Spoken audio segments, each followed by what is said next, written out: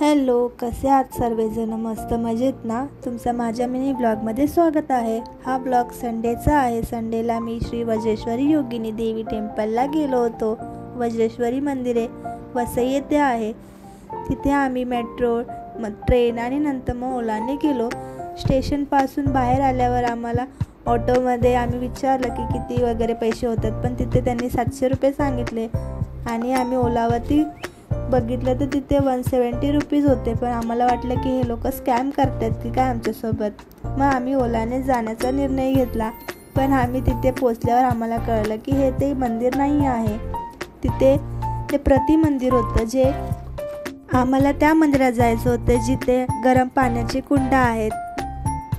पण असो, जे होतं ते चांगल्यासाठीच होतं. असं झाल्यामुळे आम्हाला वसईचा किल्ला, परत तेथील परिसर आणि मंदिरसुद्धा आम्हाला बघायला भेटलं. म्हणतात ना, जे होतं ते चांगल्यासाठीच होतं. त्यानंतर आम्ही तिथून निघालो मेन मंदिराकडे यायला. खूप असं मस्त परिसर होता, खूप छान असं वातावरण होतं. जर तुम्ही देखील या मंदिरामध्ये येणार असाल दर्शनासाठी तर तुम्ही गुगलवरती श्री वज्रेश्वरी योगिनी टेम्पल असं टाका. जर तुम्ही फक्त श्री वज्रेश्वरी टेम्पल टाकलं तर तुम्हाला रॉंग रूट दाखवणार. जो वसई किल्ल्यामध्ये जे मंदिर आहे त्याचा रूट दाखवणार. मंदिरात छान असं दर्शन झालं. त्यानंतर आम्ही जिथे 7 कुंड आहेत गरम पाण्याचे तिथे गेलो होतो. 7च्या 7 कुंडांमध्ये एकदम गरम असं पाणी होतं. प्रत्येक कुंडामध्ये वेगवेगळ्या टेम्परेचरवरती गरम पाणी आहे.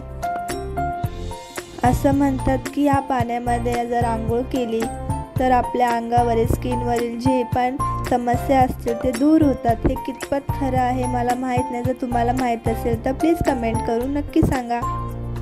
तुम्हाला ब्लॉग कसा वाटला मला कमेंट करून नक्की सांगा. आणि लाईक करा, शेअर करा आणि सबस्क्राईब करायला विसरू नका. Thank you so much.